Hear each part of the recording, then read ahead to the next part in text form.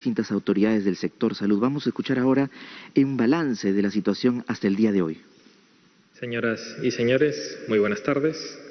Se da inicio a la conferencia de prensa del señor Presidente de la República, Martín Vizcarra Cornejo. En esta oportunidad acompañan al señor Presidente de la República, el Presidente del Consejo de Ministros, el Ministro de Justicia y Derechos Humanos, el Ministro de Salud, así como la Viceministra de Prestaciones Sociales del Ministerio de Desarrollo e Inclusión Social, la Jefa del Comando COVID-19 y el Director de Salud Mental del Ministerio de Salud. Muy buenas tardes, tengan todos ustedes. Un saludo desde aquí, desde Palacio de Gobierno, a todos los peruanos y peruanas que siempre preocupados por la situación que vivimos en nuestro país y en el mundo, siguen atentamente esta conversación que con regularidad tenemos con la población por intermedio de los medios de comunicación. Hoy ya estamos 19 de mayo y desde que declaramos el estado de emergencia ya han transcurrido 65 días y cada vez más apreciamos lo complejo que es la tarea en la cual estamos comprometidos todos. Este virus, el COVID-19, realmente es un virus nuevo, una enfermedad muy compleja que está requiriendo todos los esfuerzos de autoridades y de población para combatirlo. El día de ayer en la noche tuve una comunicación telefónica con el primer ministro de Japón, Shinzo Abe. Hablamos por alrededor de 25 minutos e intercambiamos opiniones sobre cómo viene afectando este virus al mundo entero. Y esta conversación se complementa con otras conversaciones que he tenido con otros líderes, presidentes de países del primer mundo, de los países más desarrollados. Hace una semana tuvimos, como se hizo conocimiento público, una conversación con el presidente de Estados Unidos, con Donald Trump. Tuvimos también lo propio ya hace algunas semanas con el presidente de Corea del Sur y también con el presidente de China, ¿no? Xi Jinping. Y con todos los presidentes que hemos conversado, además de los presidentes de la región, con los presidentes de Sudamérica, con los que también tenemos coordinaciones constantes y permanentes, todos estamos igual de preocupados por el problema que estamos atravesando, pero todos también con la voluntad de enfrentar de manera adecuada esta situación para poder revertirla. Y coincidimos en que la mejor forma es el trabajo en equipo. No solamente el trabajo en equipo a nivel internacional, porque como este virus afecta a 200 países en el mundo, ya está bordeando los 5 millones de personas contagiadas a nivel mundial. Entonces vemos que los efectos son muy grandes. Una de las conclusiones que hemos llegado en estas conversaciones telefónicas que hemos tenido con estos presidentes es que debemos hacer un esfuerzo común a nivel mundial, que a través de la Organización Mundial de la Salud establezcamos las coordinaciones adecuadas para que los tratamientos que vayan consiguiendo efectividad en el combate a esta enfermedad sean compartidos.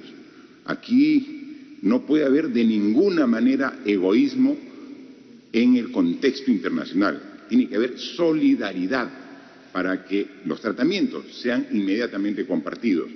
Por eso, uno de los acuerdos que tuve en la conversación con el presidente de China fue que viene ya una misión de científicos chinos para conversar con los científicos peruanos, que los tenemos y de muy alta calidad, sobre todo el análisis científico de esta enfermedad, para trabajar precisamente la cura a través de los procedimientos que estén dando resultados, como también ya lo hemos hecho, nosotros podamos dar a conocer el genoma del virus COVID-19 del Perú para que también sea analizado en el otro esfuerzo científico que se está haciendo a nivel mundial, que es el de buscar la vacuna.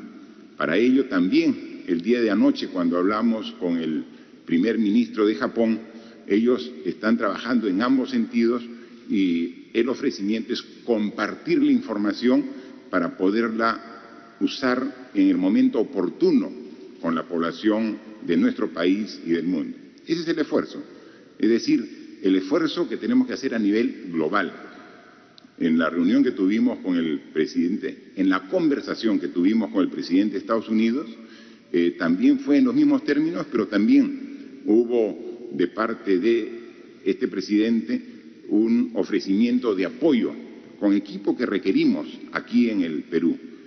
Ha ofrecido apoyar con ventiladores mecánicos para que puedan llegar, para sumarse al esfuerzo de tener cada vez más una mejor respuesta a los requerimientos que nos da esta enfermedad.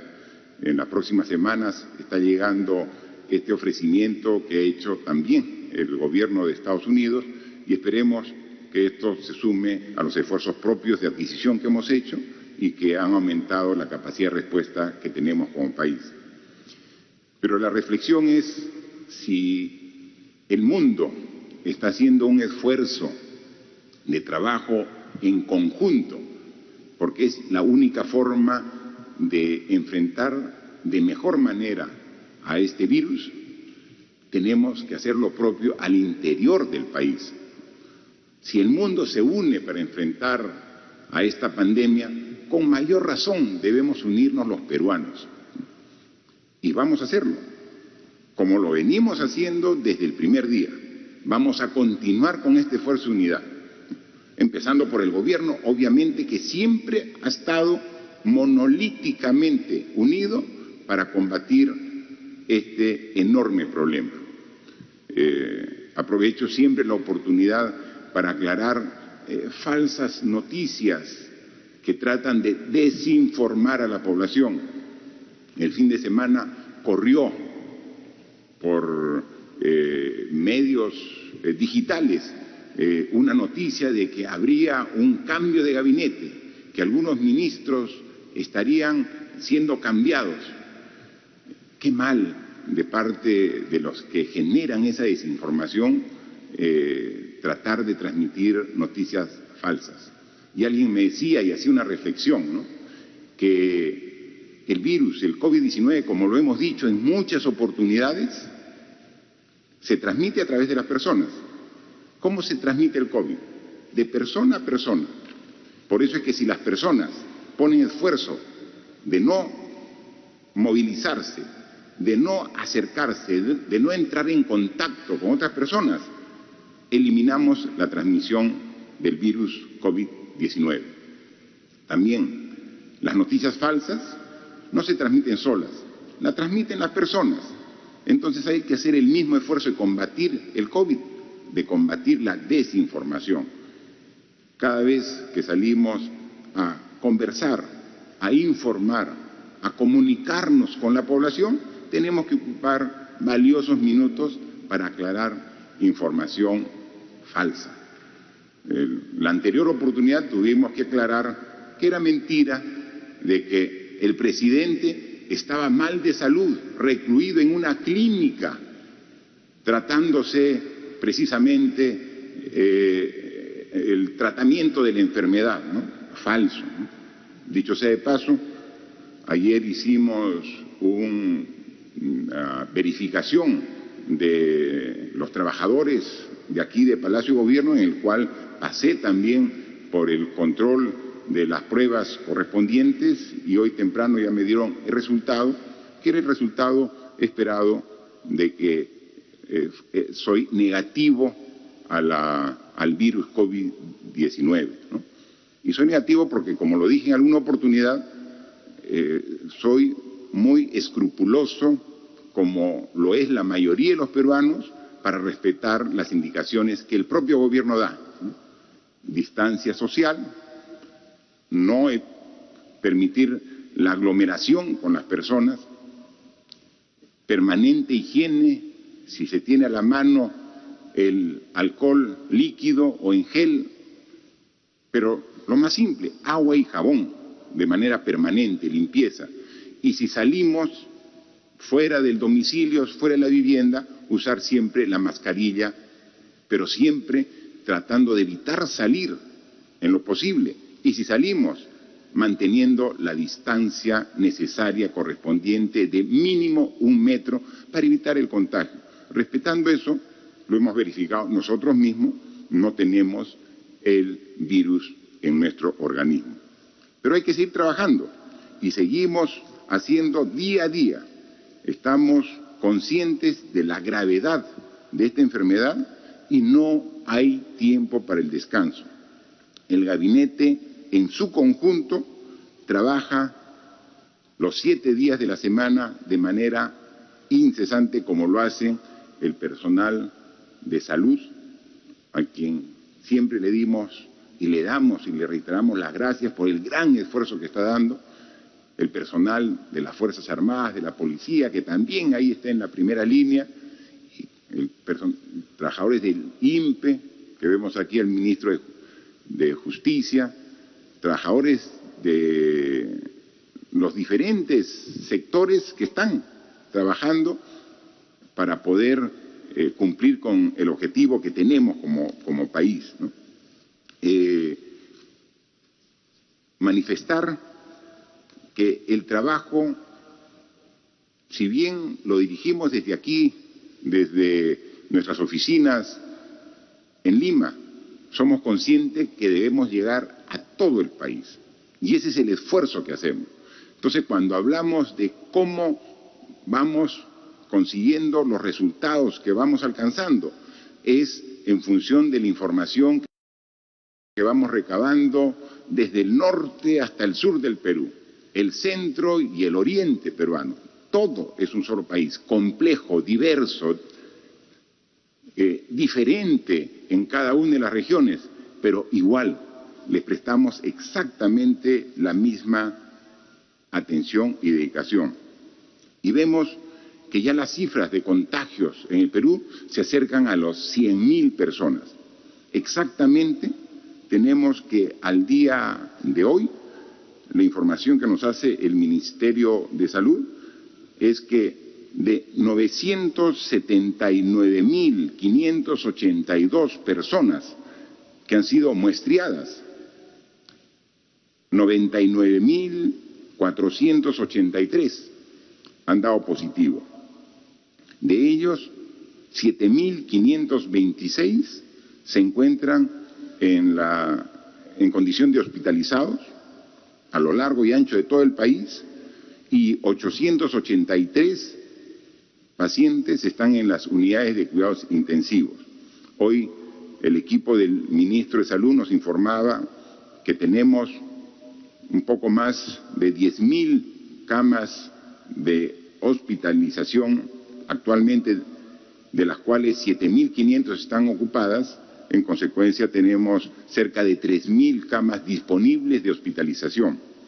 Y en lo que corresponde a unidades de cuidados intensivos, tenemos 1.052 camas a nivel nacional, de las cuales 883 están ocupadas. Entonces, tenemos que seguir en este esfuerzo de ir aumentando gradualmente las camas de hospitalización y las camas para las unidades de cuidados intensivos.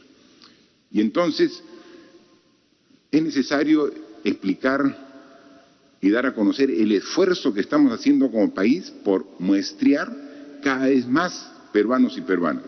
679.000, ¿no?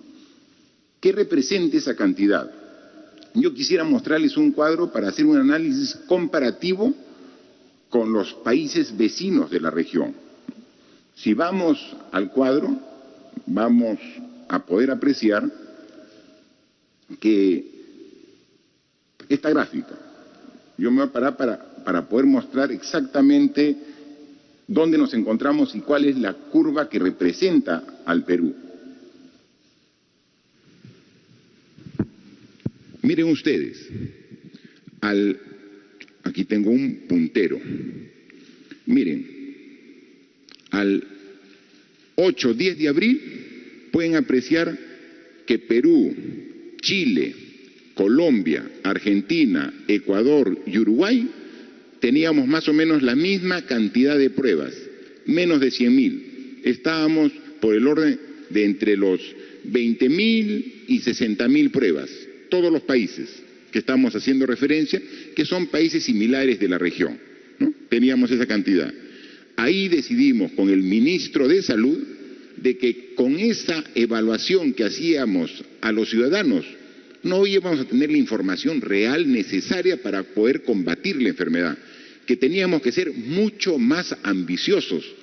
Y ahí es donde nos dijo el ministro de Salud, con su equipo de prospectiva, que para poder hacer un muestreado adecuado deberíamos aumentar las 1.200 pruebas que hacíamos en promedio por día a 12.000 pruebas. Es decir, ambiciosamente multiplicar por 10 la cantidad de pruebas.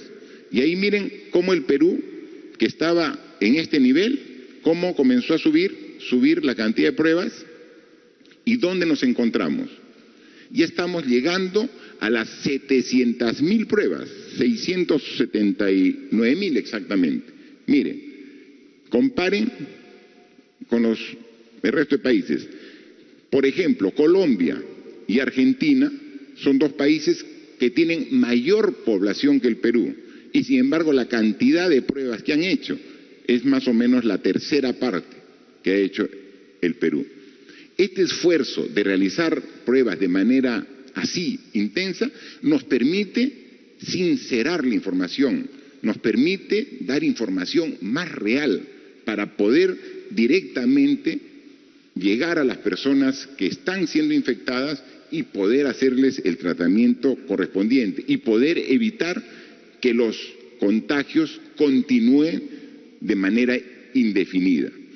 Y ahí tenemos que, para tener un panorama de todo el país, hemos también distribuido las pruebas a nivel nacional.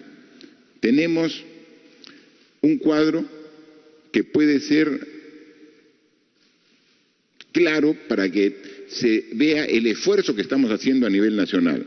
Más o menos nosotros ya como país hemos adquirido alrededor de 1.400.000 pruebas, de las cuales ya han llegado un porcentaje importante ellos.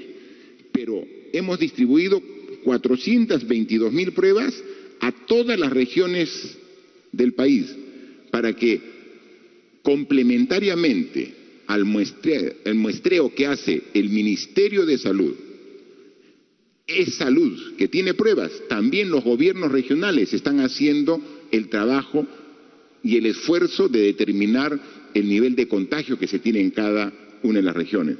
Pueden apreciar que las regiones que han recibido mayor cantidad de pruebas, en este caso pruebas rápidas, pero también pruebas moleculares, son Piura, La Libertad, Lambayeque, Loreto. Son las regiones que tienen el mayor nivel de contagio y en consecuencia tienen la mayor cantidad de pruebas que han recibido. Otras regiones tienen menor cantidad de pruebas en función del tamaño de su población y el nivel de contagio que tienen actualmente.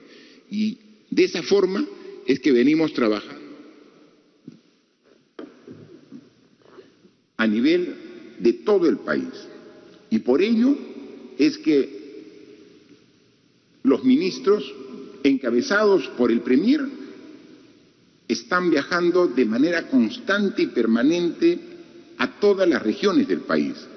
El Premier estuvo recientemente, la semana pasada, un viaje primero a la región Lambayeque, luego se fue a la región de Ucayali, estuvo en Pucallpa, y recientemente, hace 2 días, ha estado en la región de Loreto, en Iquitos, conversando con las autoridades regionales, con las autoridades de salud, con la propia población a través de su sociedad civil, los esfuerzos que estamos haciendo todos en conjunto para poder enfrentar a esta enfermedad. Pero no solamente el Premier viaja, viajan todos los ministros a las regiones que son de su responsabilidad. Tenemos que en la semana que está transcurriendo, en la última semana, ha viajado el canciller, ha estado en Tumbes, el ministro de Vivienda ha estado en Piura, el premier estuvo en Lambayeque, en La Libertad ha estado el ministro de Transportes y Comunicaciones, en Ancash ha estado el ministro de Educación con el ministro de Salud. Luego en Ica, ya al sur de Lima, ha estado el ministro de Salud. Ha estado también viajando hasta el extremo sur del Perú. He estado el día sábado directamente en la región de Tacna y en la región de Moquegua. Se tiene en Cajamarca, ha estado el ministro de Defensa. En Pasco ha estado el ministro del Interior. En esta semana continuamos. Hoy día en Apurímac se encuentra la ministra de Economía y Finanzas. En Puno se encuentra ahora el ministro de Vivienda. En Cusco está el ministro de Comercio Exterior y Turismo. Hoy también ha viajado a Piura el ministro del Interior. En esta semana, el jueves, está viajando a Amazonas el ministro de Transportes con la ministra de Cultura. Está viajando el jueves el ministro de Vivienda Arequipa. Mañana nuevamente viaja a Iquitos la ministra de la Producción y también está viajando a Junín el ministro de Justicia. Es decir, estamos haciendo el esfuerzo de llegar a las diversas regiones del país, obviamente dando prioridad a las regiones que tienen mayor índice de contagio de este virus para poder articular los esfuerzos que estamos haciendo.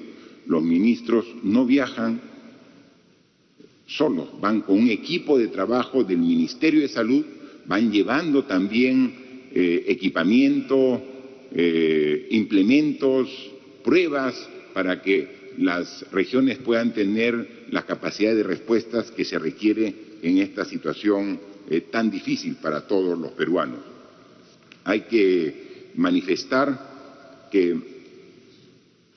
al viaje que se realiza a todas las regiones, también estuvo la ministra de la Mujer en la región de Ucayali, ahí presente. Tuvieron una larga jornada el primer ministro en Iquitos, que viajó con varios ministros para ver la diferente problemática.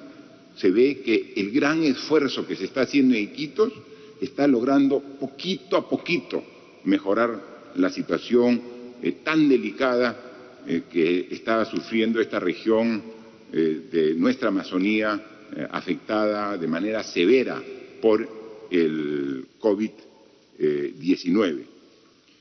Manifestarles que estos esfuerzos tienen que continuar.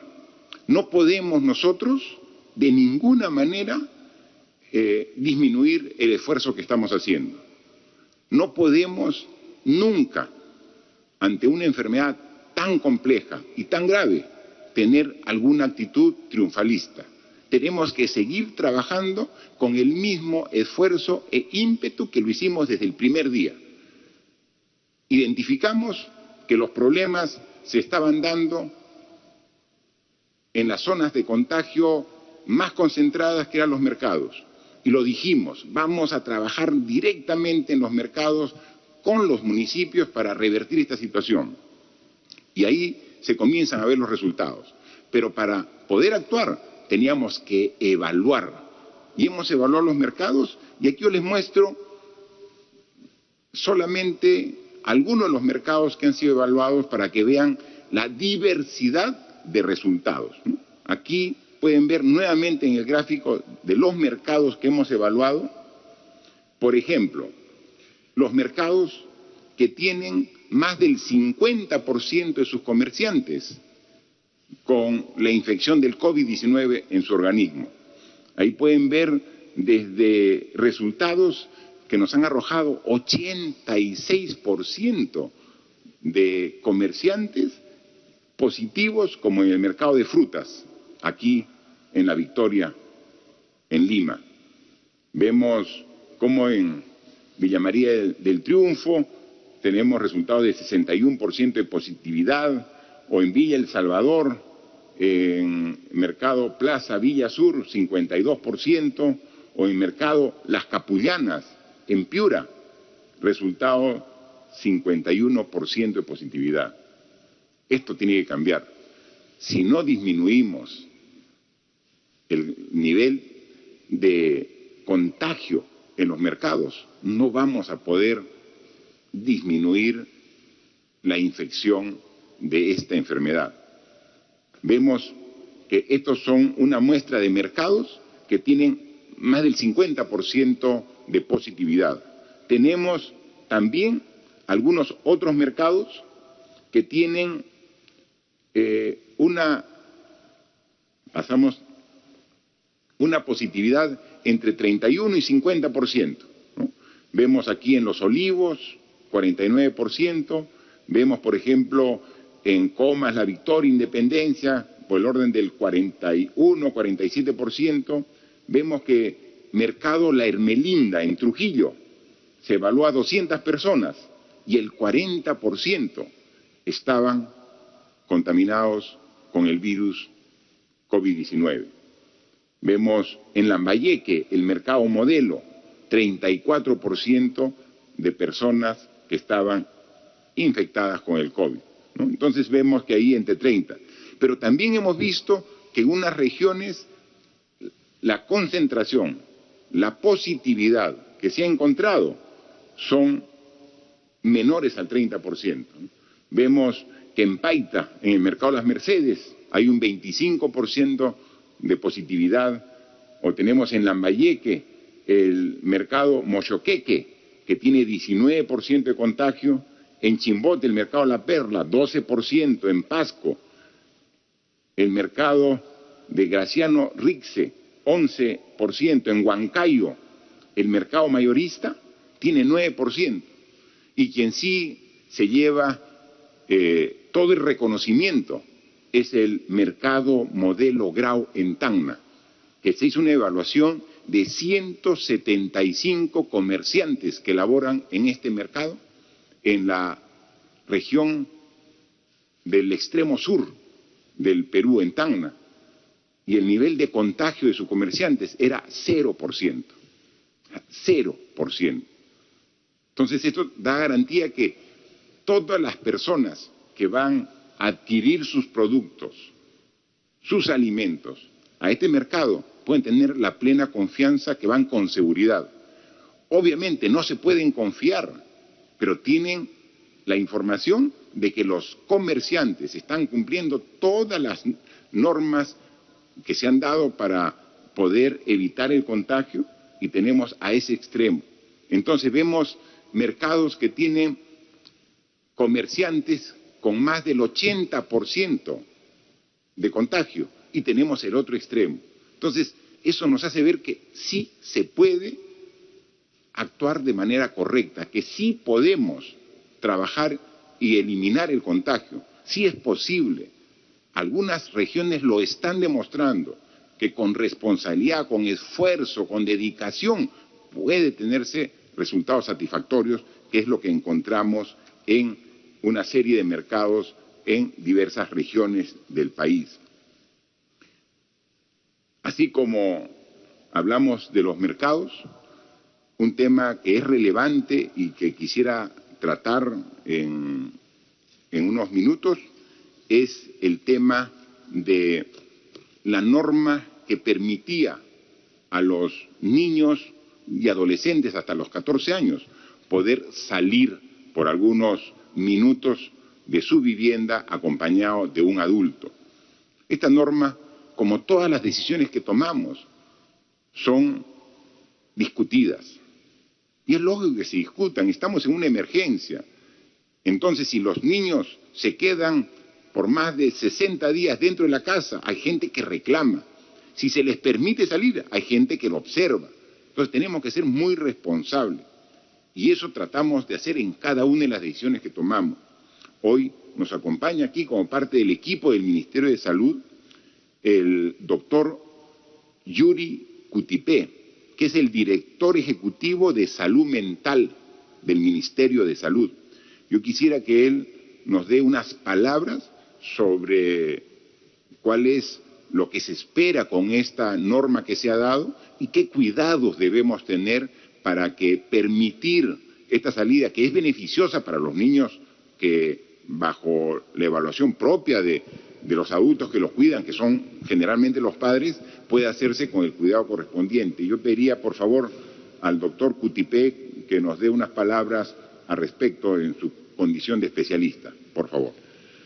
Muchas gracias, señor presidente. Sí, efectivamente, como está dispuesto en el decreto supremo correspondiente, desde el día de ayer entró en vigencia la facilidad para que los padres voluntariamente, opcionalmente, puedan decidir, en acuerdo con sus hijos o hijas, decidir salir a hacer una caminata cercana alrededor de su domicilio por un máximo de 500 metros o 5 cuadras, por un tiempo máximo de 30 minutos, como una medida, como una estrategia de mitigación del estrés acumulado por estas largas, más de 8 o 10 semanas de encierro que vienen teniendo los niños, las niñas y los adolescentes, y que acumulan un malestar emocional, así como también estrés físico,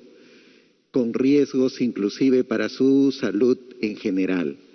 De modo que queremos, señor presidente, y por intermedio de usted, felicitar a la ciudadanía que ha tenido una actitud responsable en la aplicación de esta medida el día de ayer.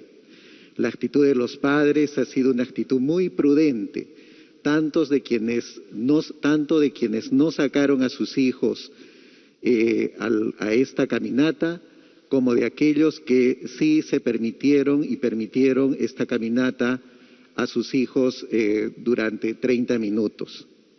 Queremos además invocar a la responsabilidad de los padres. Es una responsabilidad compartida entre el Estado y los padres hacer posible que nuestros hijos, nuestras hijas tengan no solamente un cuidado en su salud física, protegerlos en su salud física, sino también generar las mejores condiciones para su bienestar emocional, que de este puede depender su futuro. De modo que desde el Ministerio de Salud, desde el Centro de Control de Enfermedades, semanalmente se estará informando a toda la ciudadanía respecto a los distritos de alto riesgo y de bajo riesgo, de modo que se incorpore cada vez más, en tanto los distritos pasen a bajo riesgo en COVID, se incorporen cada vez más poblaciones de niños, niñas y adolescentes que también puedan hacer uso conjuntamente con sus padres de esta estrategia de medicación, de mitigación, así como también invocar a las familias que en el espacio privado podamos, así como acompañamos a nuestros hijos e hijas en sus labores educativas, también realizar actividades de juego, de ejercicio, de distracción, que puedan hacer lo posible, que les permitan sobrellevar estos tiempos difíciles, en tanto podamos acondicionarnos a una nueva vida fuera de la vivienda. De modo que semanalmente el Ministerio de Salud estará informando sobre esta medida y, como se ha dicho, señor presidente, esta medida irá adecuándose dependiendo de las circunstancias, pero por ahora es lo que se puede poner a disposición de la ciudadanía, de los padres y madres, de modo que cuando vean por pertinente puedan salir con sus hijos en el horario de 12 del día a 6 de la tarde en los distritos donde hay bajo riesgo de contagio. Muchas gracias.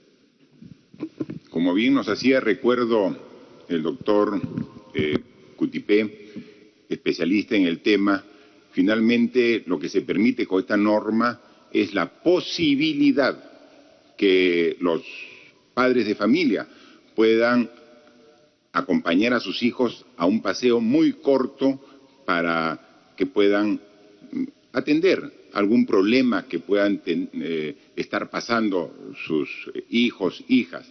Finalmente la decisión corresponde a los padres, se da la posibilidad, en algunos casos puede que sea necesario esta salida, puede que no, a través de los niños, como las personas, somos diferentes, algunos requieren salir, otros no, y podrían ser lo más conveniente en función de la evaluación propia que también se hace en todos los hogares. Así que seguiremos evaluando esta norma, porque lo que queremos en esta norma y en todas las que damos es que tengan los mejores resultados en beneficio de la población. Eso es lo que buscamos. O sea, no existe la decisión perfecta. Son decisiones que se tienen que tomar buscando lo mejor para todos los ciudadanos. Y hay veces las decisiones que se toman que benefician un aspecto puede perjudicar en otro. Es ahí donde hay que buscar el equilibrio. Pero tengan ustedes la plena seguridad, a todos ustedes, señoras, señores que nos escuchan, jóvenes, niños que nos escuchan, que todo el esfuerzo que hacemos es buscando lo mejor para la salud, para las personas. Ese es nuestro objetivo. Hay veces incluso uno con la mejor intención puede cometer un error, una equivocación. Si eso lo vemos y nos lo advierten, tenemos la valentía de corregir los errores. O sea, la voluntad siempre es de buscar lo mejor para la ciudadanía. Este es un virus nuevo. Este virus no tiene un catálogo de cómo reaccionar para combatirlo, ni aquí en el Perú, ni en ninguna parte del mundo. Así que con criterio, con responsabilidad y con mucho esfuerzo estamos buscando las mejores respuestas en el campo de la salud, en el campo económico, en el campo social para atenderlo, ¿no? Y ahí estamos con todo el esfuerzo. Somos conscientes que un estado de emergencia de este tipo está originando problemas también en los ingresos familiares de los hogares peruanos. Por eso es que hemos dispuesto ya hace algunas semanas que 6.700.000, 800.000 hogares reciban 760 soles. Este bono que hemos dicho, o sea, como una ayuda económica del gobierno para poder atender las necesidades básicas de esta población vulnerable que siente los efectos de esta cuarentena. Hemos pedido información al Ministerio de Economía y a los ministerios responsables de esta transferencia, y el compromiso es que de estos 6.700.000 hogares que están identificados que van a recibir el bono, a fines de mayo, a fines de este mes, debemos estar ya atendiendo a 5.100.000 hogares. Más de 4.000 millones de soles que de manera acumulada, desde que se comenzó a dar el bono, vamos a entregar a las familias que lo requieran. No vamos a lograr atender al total de las familias, de los hogares, hasta fines de este mes de mayo, pero sí a más de 5 millones de hogares. El 1.600.000 hogares que quedan pendientes serán atendidos en la primera quincena del mes de junio. Queremos nosotros que antes que termine el mes de junio podamos haber atendido a estos 6.700.000 hogares para que puedan, con esta transferencia de 760 soles, atender lo más urgente que queremos. Estamos en pleno trabajo. Ya la experiencia nos ha permitido hacer las transferencias de manera más eficiente. El primer tramo que dimos de un bono de 380 al inicio, nos demoramos como 45 días para hacer efectivo, porque no había cómo hacer la transferencia a tantas familias. Se va adquiriendo un expertise, una experiencia que le estamos mejorando y ya nos permite asegurar que más de 5 millones de hogares, antes que termine este mes de mayo, tendrán los 760 760 soles disponibles para poder utilizarlo en lo que sea más conveniente.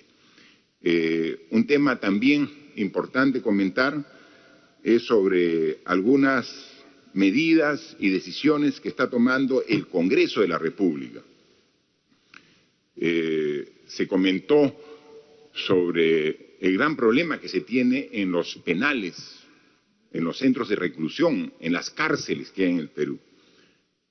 Nosotros hemos tomado algunas medidas para disminuir el hacinamiento que existe. Ya alrededor de 1.000 personas privadas de su libertad, a través de normas directas que hemos hecho como Ejecutivo, han logrado su libertad. Obviamente asegurándonos que no sean elementos peligrosos para la sociedad. Eso es lo que estamos trabajando. Pero existe una cantidad importante de personas privadas de su libertad que están en condición de procesadas, que no tienen sentencia, y que queríamos buscar el mecanismo para que el Poder Judicial pueda, a esas más de 30.000 personas en condición de procesadas, puedan, previa evaluación del Poder Judicial, ver que una cantidad importante puedan salir de la cárcel, porque no tienen sentencia, ¿no? Están recién en un proceso judicial. Para eso preparamos un proyecto de ley que lo elevamos al Congreso de la República y con suma sorpresa nos dimos cuenta que lo desestimaron y lo archivaron, cosa que nos preocupa. Al respecto, yo quisiera que nos dé un poco de mayor información el ministro de Justicia que se encuentra aquí con nosotros. Por favor, ministro. Señor presidente. Sí, efectivamente, señor presidente, desde el inicio de la pandemia acá en nuestro país se ha venido adoptando, señor presidente, en relación a los penales, un conjunto de medidas que están relacionadas en diversos frentes, ¿no? Unas medidas que apuntan al tema masivo del aseo en los penales, las fumigaciones en cada uno de los establecimientos penitenciarios, además también el uso de mascarillas y de los equipos de protección personal que se han venido distribuyendo a nivel nacional, así como la habilitación interna y externa de centros de aislamiento, en algunos casos dependiendo de la infraestructura de los penales y en otros dotando del apoyo del Ministerio de Vivienda para que ello así ocurra. El cuarto frente ha sido el tratamiento temprano en materia del tratamiento por parte del personal médico y el último en el tema del deshacinamiento, que justamente sin duda alguna contribuye a poder manejar de mejor manera y aliviar el impacto del coronavirus en materia de los penales. Respecto del deshacinamiento, exhortamos en su oportunidad, y lo dijimos en diversas oportunidades a nivel nacional, señor presidente, que la problemática de las personas que están privadas de libertad se pueden agrupar en sentenciados y procesados. Adoptamos medidas en relación a los sentenciados, con la cifra que usted ha mencionado, señor presidente, y que va creciendo, y en relación a los procesados, que es una cifra importante de la población penitenciaria, exhortamos al sistema de justicia, tanto al Ministerio Público como al Poder Judicial, para que de oficio puedan activar sus mecanismos de revisión. El Poder Judicial, a través de sus órganos, específicamente el Consejo Ejecutivo del Poder Judicial, exhortó a sus presidentes de corte y a sus jueces para que en ejercicio de su independencia pudiesen efectivamente revisar de oficio los casos. El impacto de esta exhortación no ha sido el esperado y es por eso es que nosotros presentamos, al igual que el Poder Judicial, porque el propio Poder Judicial declaró públicamente que se requería de una ley para poder establecer criterios uniformes y obligatorios para todos los jueces de la República, presentamos este proyecto de ley. El Poder Judicial presentó 2 proyectos de ley que fueron debatidos en el marco de un consenso muy importante en el marco de la Comisión de Justicia. Tanto Poder Ejecutivo, Poder Legislativo y Poder Judicial nos sentamos a discutir estos proyectos. Saludamos la iniciativa de la presidenta de la Comisión de Justicia, saludamos el espíritu conciliador y de consenso que se presentó en esa comisión y lamentablemente días después vimos el archivamiento de estos proyectos. En ningún caso, señor presidente, hemos tenido el ánimo de trasladar el problema al Congreso de la República. Prueba de ello es que el propio Poder Judicial ha solicitado y ha pedido que esto se regule por ley, y en segundo lugar, nosotros no teníamos las facultades delegadas. En su oportunidad las solicitamos y basta realizar una comparación literal entre lo que se solicitó y lo que se concedió para poder concluir indubitablemente que se nos negó estas facultades. Obviamente, señor presidente, nosotros no nos vamos a quedar de brazos cruzados, y por eso es que en aras de la protección del derecho a la salud de los internos y de los agentes penitenciarios de los 68 penales, es que amerita un nuevo pedido de delegación de facultades para poder proteger estos bienes y valores constitucionales, señor presidente. Muchas gracias, ministro. Efectivamente, en las facultades que recibimos del Congreso de la República no establecía que podamos legislar al respecto. Por eso es que propusimos un proyecto de ley al Congreso para que se atienda este grave problema que existe en las cárceles con el hacinamiento. El Congreso lo desestimó, se abstuvo, porque al final la votación lo que ganó fue la abstención, ¿no? Entonces es una forma de decir, mejor no toco el tema, y si se abstienen, lo archivo. Entonces, no veo el problema. El problema está ahí y hay que darle una solución. Entonces hemos tomado como decisión de gobierno no legislar sobre el respecto, darnos a nosotros la responsabilidad, y nosotros sí lo hacemos. O sea, aquí no se trata de lavarse las manos. Hemos presentado el proyecto de ley para que lo haga, porque la institución que legisla es el Congreso de la República. Hágalo usted, señores congresistas. Poder legislativo, no archivo. Entonces, denos esa facultad. Denos facultades para legislar en el tema y nosotros lo hacemos. Damos la ley que está requiriendo el Poder Judicial para actuar respecto a las decenas de miles de procesados que deberían tener un análisis pronto para solucionar este problema. Pero este no es el único tema en el cual tenemos comentarios claros, precisos y directos respecto a algunas decisiones que ha tomado el Congreso de la República. Para que la sustente y dé el detalle correspondiente, yo cedo la palabra a nuestro primer ministro para que pueda comentar respecto. Por favor. Presidente, gracias. Efectivamente, este virus tiene un impacto impredecible y tenemos que dar una respuesta como Estado, donde todos los órganos, inclusive los autónomos, tienen que tener sobre la mesa su mejor disposición, desde sus responsabilidades, acudir a una atención, pero también focalizar en conjunto mejores respuestas. Como bien se ha explicado, estamos advertidos que un delicado problema era la sobrepoblación o el hacinamiento en los penales, y obviamente se instituía como un alto foco contagioso. Pedimos facultades para una mejor regulación, fueron negadas. Entendíamos que el Parlamento quería legislar, presentamos una iniciativa legislativa a la cual se sumó iniciativas del Poder Judicial y también iniciativas de los propios parlamentarios. Lamentablemente, ninguna de estas ha prosperado, están archivadas. Y esta era una iniciativa bastante interesante de parte del Poder Ejecutivo, porque el 30% de internos en los establecimientos tienen la condición de procesados. Y allí el INPE no tiene mayor nivel de intervención. Es por ello la urgencia de atender este requerimiento normativo. En paralelo se han dado una serie de medidas, como por ejemplo el tema de la suspensión de cobro de peajes. Aquí no se trata de defender a algún grupo empresarial o grupo de poder económico de ninguna manera. Se trata de defender las competencias institucionales y las responsabilidades como Estado.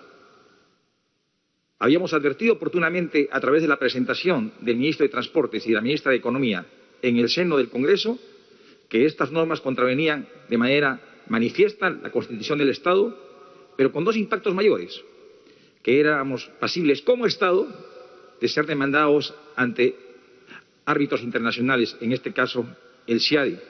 Pero aún más, esto iba a generar un gasto en el propio Estado, porque estas empresas afectadas abandonaban lo que es el mantenimiento y la operatividad y obviamente tiene que ser subvencionado por el Estado. Asimismo, también se acaba de aprobar una iniciativa legislativa respecto a la formalización del transporte denominado colectivos, sin respetar ningún criterio técnico, ambiental, de seguridad y menos de salubridad. Y es un tema sumamente delicado. Pero aún más, se están dando normas que no son coincidentes con los requerimientos que el país y la colectividad reclaman en esta difícil y compleja coyuntura, que es focalizar nuestro foco de atención en la salud. Esta no es una tarea que tiene que ser asuelta única y exclusivamente por el Poder Ejecutivo. Estamos hablando de Estado, y Estado lo somos todos. Hacemos una respetuosa y reflexiva invocación al Parlamento a que se pueda sumar a esta convocatoria. Son circunstancias en las cuales tenemos que trabajar en unidad, consensuando criterios, pero mejor aún, dando respuestas oportunas. Y qué mejor aún cuando, haciendo un esfuerzo de conjuncionar tareas, todos respondamos uniformemente ante esta enfermedad del coronavirus. Debo dar cuenta, presidente, que el día de hoy ha llegado un documento al despacho de la Presidencia del Consejo de Ministros donde se nos está invitando a que el gabinete en su conjunto se presente esta próxima semana, sea el martes 26 o el jueves 28, ante el Congreso. Y aquí me permito hacer una observación. La indicación expresa dice sesión presencial. Día tras día, el señor presidente y los señores ministros, en los distintos mensajes que venimos dando, especialmente a la ciudadanía, damos 3 recomendaciones. Primero, lavado de manos. Segundo, la mascarilla. Y lo tercero, lo que es el aislamiento. Obviamente, este documento vamos a trasladarlo al sector especializado, que es el Ministerio de Salud, para que nos dé las recomendaciones que el caso amerita. Y no se trata de un reparo a las competencias y autonomías que tiene el Congreso, sino se trata de que primen los criterios sanitarios, que son una exigencia para todos los peruanos. En segundo lugar, en esta invitación que se nos traslada, se hace mención al artículo 130 y 135. Nosotros, con fecha 28 de abril, alcanzamos un requerimiento al señor presidente del Congreso para que se nos convoque, en aplicación de dicho artículo 135, a dar cuenta al Congreso, como mandato constitucional, de todos los actos del Poder Ejecutivo suscitados en el llamado periodo del interregno parlamentario, es decir, para dar cumplimiento a una obligación constitucional. En este documento que se nos ha alcanzado se cita el artículo 130, y el 130 no es otra cosa que el acto de investidura. Solamente quiero anotar, el Poder Ejecutivo, mejor dicho, este Consejo de Ministros ya preexistía a este Parlamento. La figura del 130 se da cuando preexiste el Parlamento y sobreviene un nuevo Consejo de Ministros que no es esa figura. Solamente para hacer un recordatorio histórico, el 30 de septiembre se acudió a la disolución del Congreso en cumplimiento del mandato constitucional aquí, en este salón de Palacio de Gobierno, dentro del plazo que establecía la Constitución, explicamos al país la política general del Gobierno. Hacemos esta precisión. Y más aún, iremos al Parlamento en la fecha que se considere pertinente para dar cuenta de lo suscitado en el interregno parlamentario, pero también para dar cuenta al país de las decisiones especialmente que como gestión hemos dispuesto como labor de contención a este virus. Es todo, presidente. Gracias, Premier, por los detalles que son necesarios que se expliquen a la población. Hemos sido siempre claros. Como Ejecutivo nunca nos ha temblado la mano para tomar las decisiones correctas. Como gobierno siempre hemos actuado mirando lo que es mejor para la población y lo vamos a continuar haciendo. Más aún en un contexto tan delicado como el que estamos, pasando por una crisis producto de una pandemia, por un estado de emergencia que nos obliga a ser aún más responsables que nunca, que nos obliga a ser firmes en las decisiones en favor de lo que es mejor para todos los peruanos. En consecuencia, la energía que hemos tenido siempre para defender lo que es lo correcto, vamos a renovarla una vez más. Le decimos con todo respeto al Congreso de la República, queremos trabajar juntos en bien del país y nuevamente estrechamos nuestras manos para hacerlo juntos, pero pensando lo mejor para el país, no en grupos individuales. Ahora queremos lo mejor para el país. Dense cuenta de la difícil situación por la que estamos atravesando, que nos convoca a que tomemos las mejores decisiones, que no aprovechemos la distracción del combate que todos los peruanos estamos haciendo al COVID-19 para modificar, por ejemplo, normas que ya fueron no solamente aprobadas en su oportunidad, sino que fueron consensuadas con la población. El avance que hemos hecho en la reforma política y en la reforma del sistema de justicia no puede retroceder. ¿Cuánto nos ha costado a los peruanos, por ejemplo, establecer que en las próximas elecciones se respete la paridad y alternancia para que la mujer peruana tenga un lugar importante en la vida política de nuestro país? Ese concepto que es tan importante porque corrige una situación de postergación histórica de la mujer en el Perú, se quiere dejar de lado.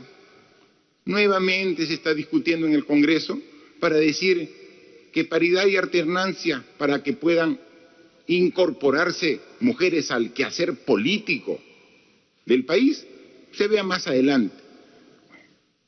Eso ha sido un esfuerzo que nos ha costado en estos 2 años de gobierno.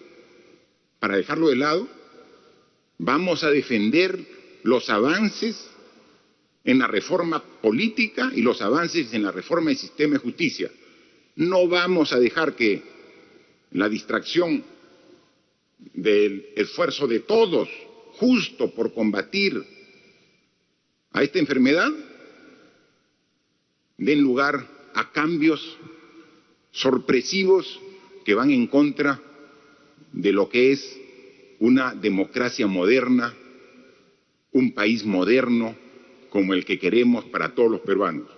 Hemos dicho, esta enfermedad nos está golpeando y nos está golpeando duro, pero vamos a salir de ello. No vaya a ser que cuando salimos de la pandemia, cuando podamos vencer al coronavirus, gracias al esfuerzo de todos los peruanos, encontremos una serie de normas y leyes que van a generar más perjuicio y daño que el propio virus que nos está afectando. Por favor, responsabilidad de todos. Nosotros vamos a dar nuestro cuota de responsabilidad. Pedimos y exigimos la misma responsabilidad al Poder Legislativo, por el bien de todos los peruanos. 2 temas adicionales. Uno, referido a los medicamentos. Esta es una enfermedad nueva. Al inicio, hace pocos meses, no se sabía cómo combatirla. Los científicos de todo el mundo, incluidos los del Perú, han comenzado a encontrar tratamientos que logran evitar el agravamiento de los pacientes que tienen el COVID-19. Aquí, médicos peruanos, Han comenzado a disponer de diferentes tratamientos y han podido comparar entre los mismos pacientes, porque no hay otra forma. Porque si viene una epidemia de un mal antiguo que se repite en el Perú, vamos al archivo y vemos cómo se trata esa enfermedad. Y decimos, ante esta enfermedad se trata de esta forma, pero es una enfermedad nueva. No existe nada escrito. Se está escribiendo la historia del COVID ahora, en vivo y en directo, con el esfuerzo de los profesionales del sistema de salud. Y entonces se ha ido encontrando de que algunos medicamentos dan los resultados adecuados, que mejoran la situación de los pacientes.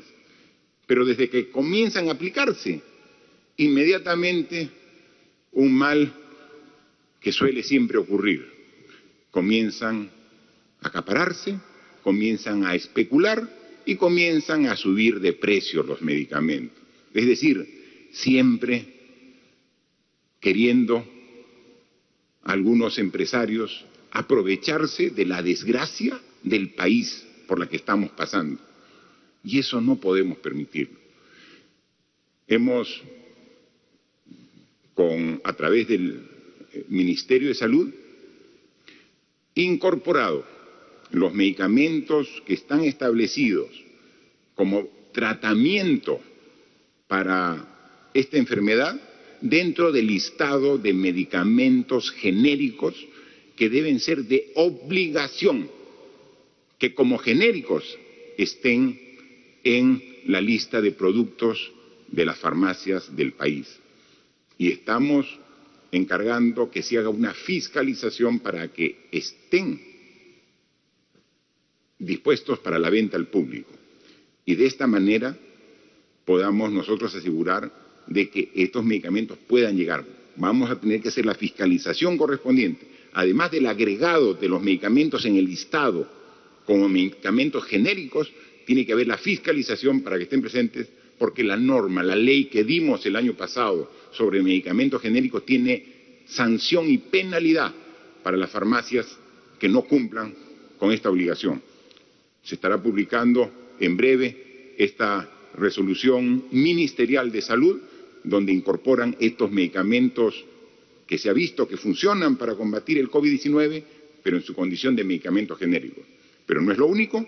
El día de mañana, en Consejo de Ministros, vamos también a debatir un decreto de urgencia para ver qué otras medidas tomamos para que podamos garantizar que como Estado podamos asegurar que los pacientes que sufran del COVID-19 puedan acceder a esos medicamentos a través del sistema mismo que tenemos de salud, para que, eliminando tantas trabas burocráticas administrativas para la adquisición de esos medicamentos, podamos hacerlo rápidamente para que podamos tener la disponibilidad para todos los pacientes de todas las regiones del país. Eso es un tema que ya está en agenda, que el día de mañana en el Consejo de Ministros lo veremos en la sesión correspondiente. Agradecemos siempre la atención y quedamos ahora a disposición de los medios de comunicación para que nos hagan llegar las consultas correspondientes. Gracias, señor presidente. Vamos a iniciar entonces con la ronda de preguntas virtuales. La primera pregunta es de CNN.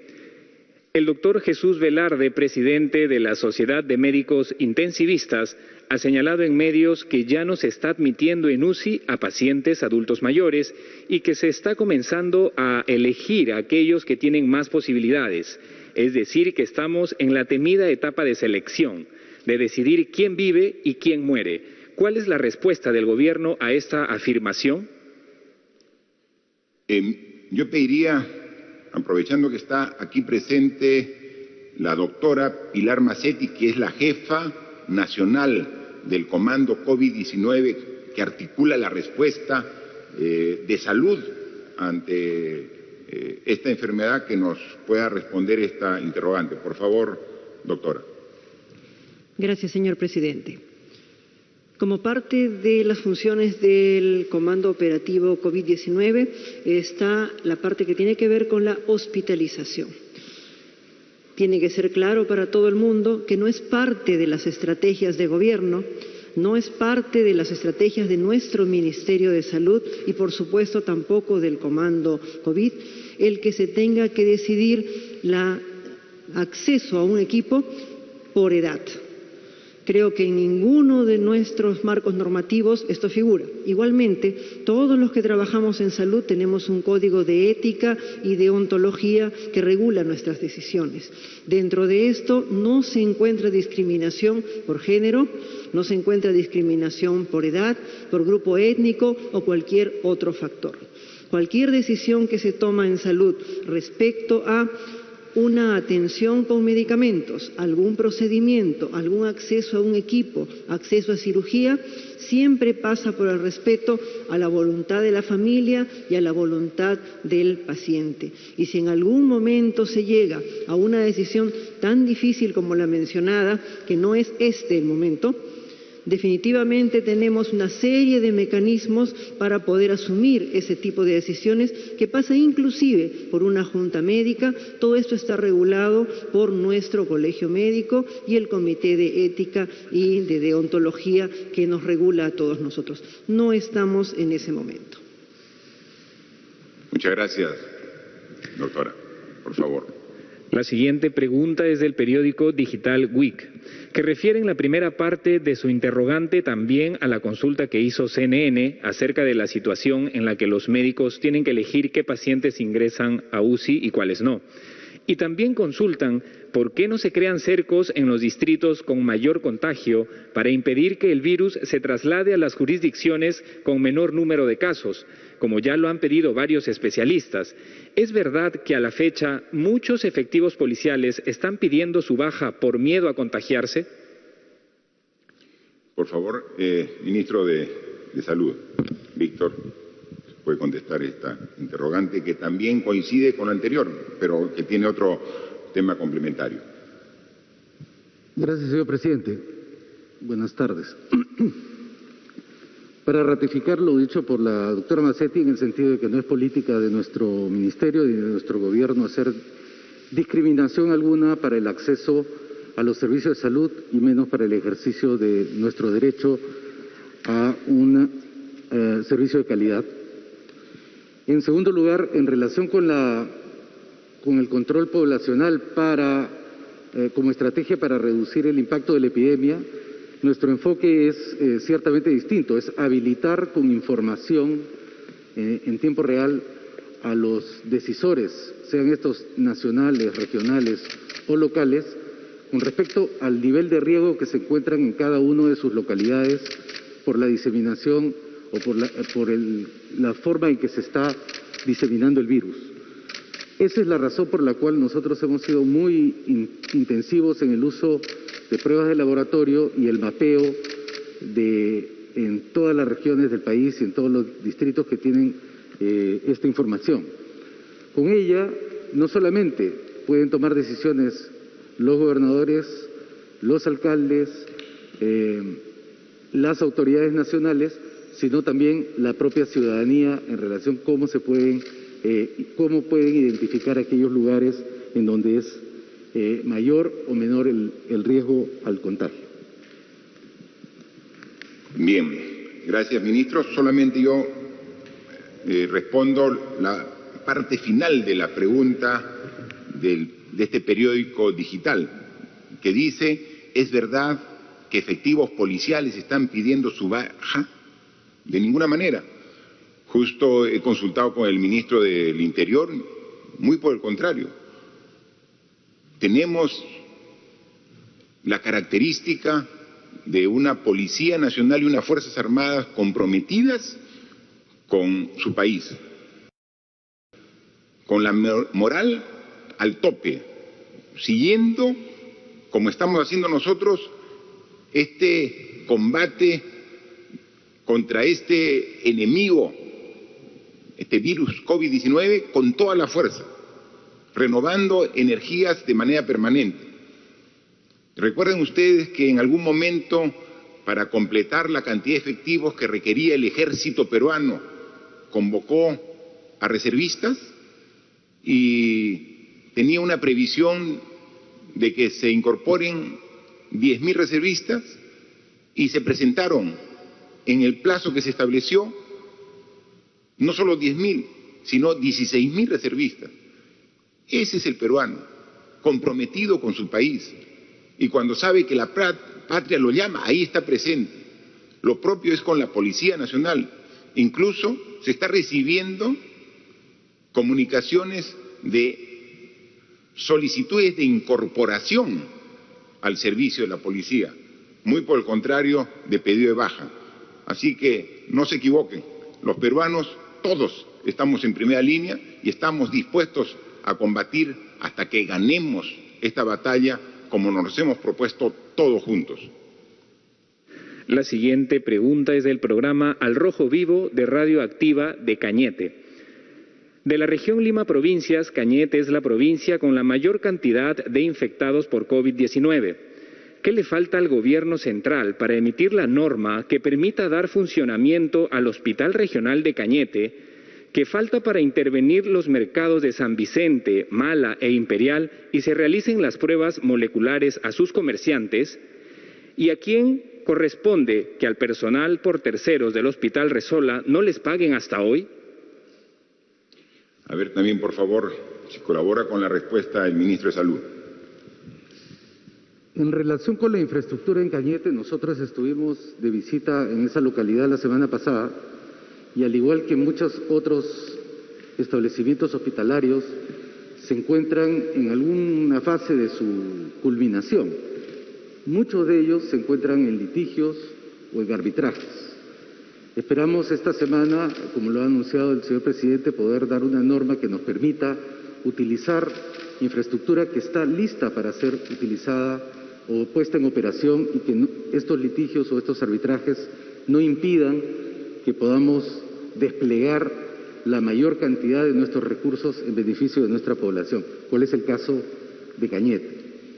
En relación con los mercados, ya se ha explicado también que esta es una estrategia nacional, pero que es implementada y liderada, pero apoyada ciertamente por el gobierno central, liderada e implementada por los alcaldes, ya que la ley define que los mercados se encuentran bajo su responsabilidad.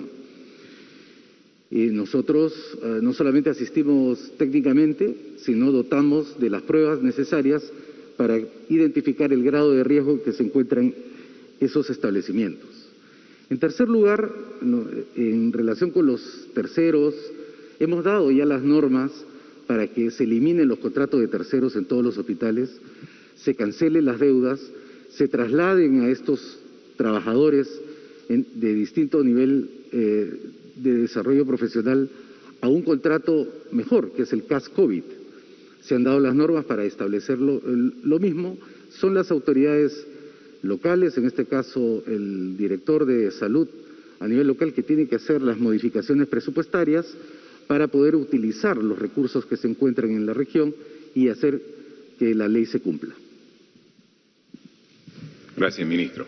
Sí, la siguiente pregunta es de Vía Televisión de San Martín. Vemos al día de hoy que para sobrevivir tenemos que conseguir medicinas tan caras que muchas familias peruanas no pueden acceder. ¿Cómo se justifica el alza de precios en medicamentos, mascarillas, guantes y otros implementos de seguridad? ¿Es necesario pagar precios sobrevalorados por ellos? ¿Se prevé acciones de parte del Ejecutivo para que exista una regulación o medida contra el alza de precios en productos como medicamentos? ¿O si se le ocurre a alguna industria subir sus precios en algún momento, cómo podemos hacer prevalecer la vida por encima del lucro? A raíz de la intervención en los mercados mayoristas, se empieza a notar un alza en los precios de productos de primera necesidad en supermercados y bodegas. ¿Se está previendo alguna medida para evitar la especulación y el acaparamiento? En San Martín ya pasamos el tope con las atenciones para camas UCI. ¿Se prevé de parte del Ejecutivo alguna medida para conseguir el aumento de camas UCI, atención de parte de los médicos, que muchos de ellos ya renunciaron por falta de materiales EPP. A ver, respecto al tema de las medicinas, que con mucho criterio y justificación consulta este medio de comunicación de San Martín, y hemos dicho de que lo primero estamos agregando la obligatoriedad de que las farmacias en su listado de medicamentos genéricos tengan los que también se requieren para tratar el COVID-19. Y eso, la norma hoy día se está concluyendo y también haciendo la publicación correspondiente. Y sobre otros temas, para un tratamiento más integral de la adquisición de medicinas para el tratamiento de esta enfermedad por parte del Estado peruano, para ver a los miles de pacientes y atenderlo de manera adecuada, lo vamos a ver, es un tema de agenda para mañana en el Consejo de Ministros. Es un tema fundamental que vamos mañana a tratarlo para tomar medidas de carácter concreta. Respecto a las características de la atención en salud en la región San Martín, sobre cuál es la situación, yo le dejaría al ministro que nos diga cómo está la situación específicamente en esa región y, como dice el medio de comunicación, qué medidas se tomarán en los próximos días para mejorar la respuesta que nos demanda cada día más esfuerzo en San Martín como en todo el país. Gracias, señor presidente. Aprovecho la oportunidad para saludar a mis paisanos. San Martín es una de las regiones donde ha avanzado sustantivamente la infraestructura hospitalaria y efectivamente eso conlleva que esos hospitales tengan que ser atendidos por un mayor número de profesionales de la salud. Lamentablemente, el mercado de recursos humanos en salud es muy inequitativo y es muy difícil conseguir profesionales, no solamente para trabajar en San Martín, sino en otras regiones del país, especialmente los especializados. En relación con los equipos de protección personal, el gobierno ha hecho un esfuerzo sustantivo por aumentar la cantidad de productos que sirvan para la protección de nuestros colegas. Hace 60 días nosotros habíamos comprado cerca de 5 millones, habíamos destinado 5 millones, habíamos comprado 5 millones de unidades de equipo de protección personal, lo cual ciertamente quedó corto, y actualmente estamos ya bordeando los 41 millones de equipo de protección personal que estamos en permanente distribución en todo el país.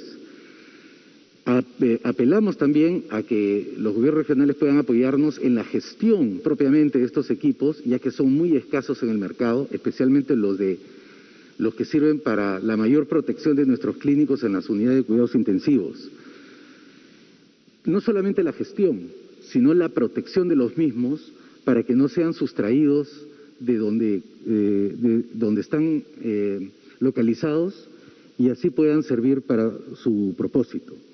En relación con las unidades de cuidados intensivos, nosotros tenemos, bueno, en el caso de San Martín, tengo entendido que se ha comprado cerca de 800,000 equipos de protección personal que han sido distribuidos en los últimos meses, especialmente en las últimas semanas, y vamos a continuar, por supuesto, con ese esfuerzo con esta región. Las unidades de cuidados intensivos en San Martín creo que tienen 15 unidades, de las cuales todavía están disponibles 9. Si bien hay cierta holgura todavía en este momento, porque esa es la información que nosotros manejamos que viene de la propia región. Si bien tenemos holgura en este momento, esto no significa que en el futuro no podamos quedarnos cortos en la oferta sanitaria. Eso es lo que ha pasado en otros lugares y lo que hacemos es movilizar recursos de otras regiones para apoyar lo que puede eventualmente suceder en San Martín.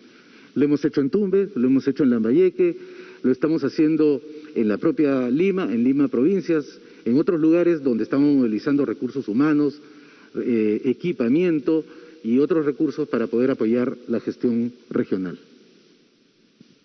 Solamente para complementar, hacer recuerdo que cuando el 6 de marzo nos comunicaron precisamente del sector salud, de que en el Perú se había registrado el primer caso de COVID-19. Lo primero que consulté al Ministerio de Salud es si el problema, como ha tenido tendencia en otros países, comienza a crecer, cuántas camas UCI disponemos.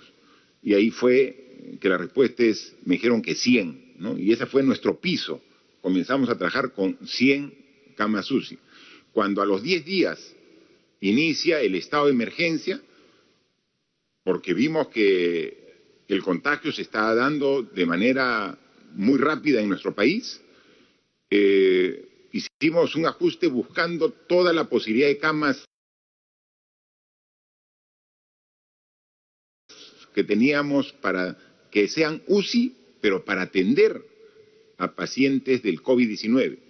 Y se determinó que podíamos llegar a 236 camas, ¿no? De 100 hicimos un esfuerzo para llegar a 236. Hoy tenemos 1.052 camas UCI. Del esfuerzo que hemos hecho desde esa fecha hasta ahora, 1.052 camas UCI. El esfuerzo ha sido grande, pero todavía no es suficiente.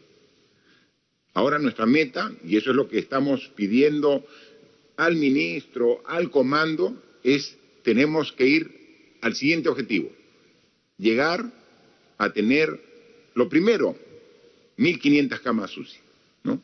Y a fines del siguiente mes llegar a 2.000 camas UCI. Para ello necesitamos el equipamiento. Sabemos que los respiradores mecánicos es una restricción que no existe en stock en los países que los fabrican. Para ello hemos hecho ya una adquisición de 450 a través de los mecanismos administrativos correspondientes. Ya están llegando los primeros. También hay esfuerzos de fabricación nacional de la Universidad Católica, de la Marina de Guerra del Perú, que están ya, la Marina de Guerra ya ha entregado los primeros 10 ventiladores mecánicos.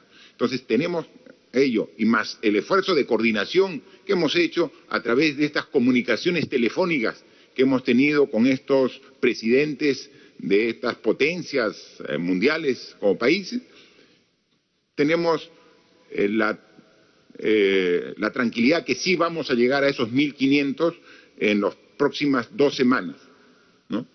Ahora lo que nos falta, y ese es el reto, porque vamos a tener ya el equipo, es tener todo el personal, el recurso humano que pueda atender con estos equipos, ¿no? Entonces, ese es el esfuerzo y ese es el trabajo que estamos haciendo. Entonces, de 100 pasamos a 236, ahora estamos en 1.052 camas UCI.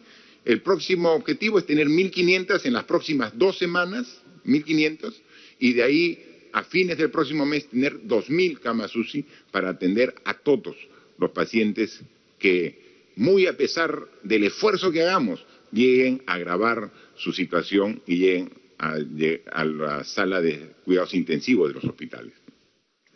Gracias, señor presidente. Para culminar, tenemos la pregunta del diario Ahora de Jaén, Cajamarca. El Hospital Nivel 2 de Jaén demoró más de 5 años para construirse. Ha sido visitado por expresidentes de la República, incluso por el presidente Martín Vizcarra, quien puso en marcha este nosocomio en un porcentaje mínimo y comprometió su operatividad al 100% en el presente año.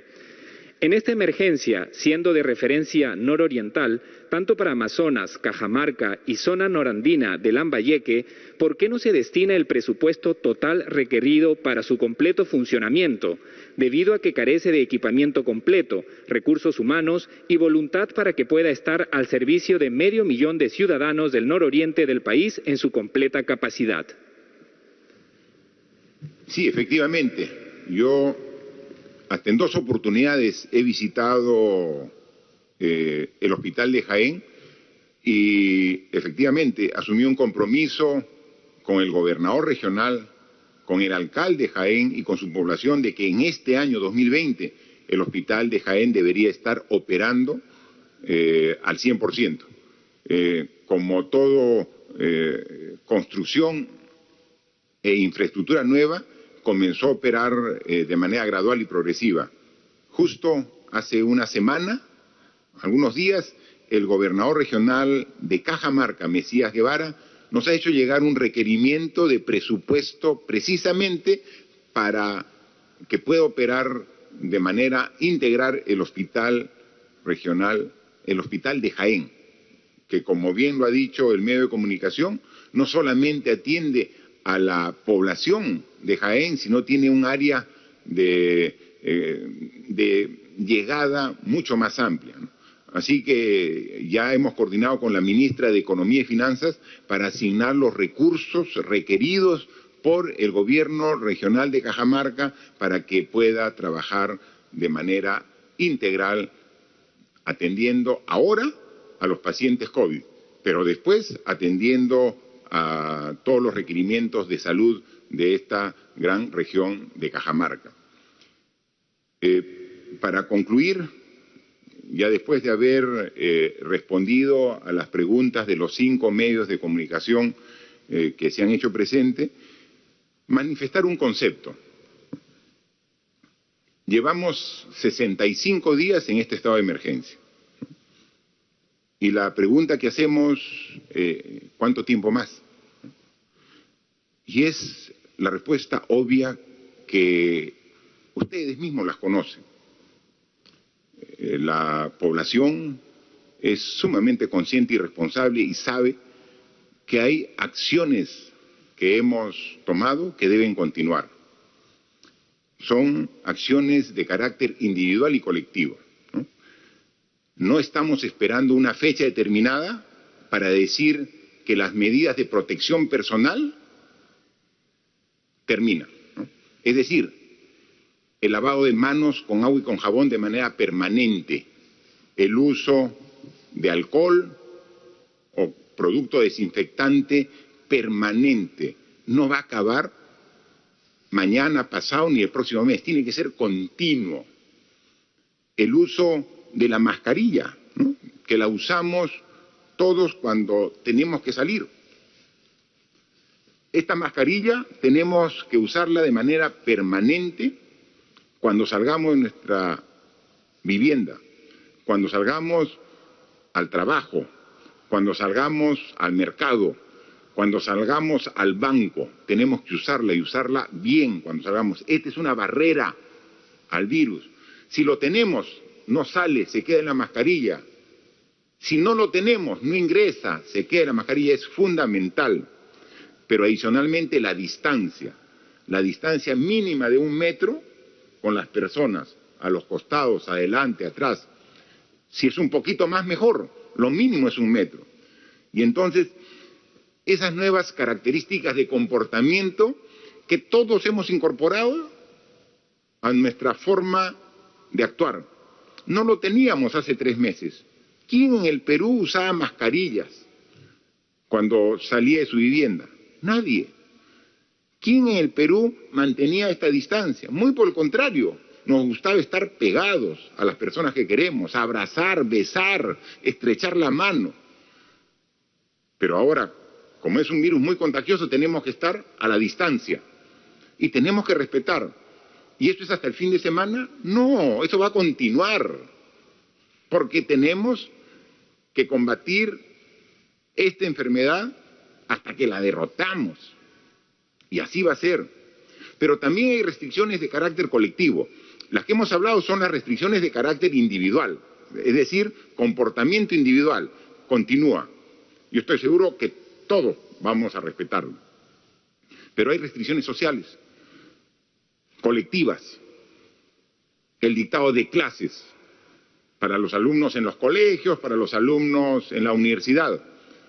Ya no van a ser presenciales por varios meses, hasta que no tengamos un tratamiento confirmado o una vacuna.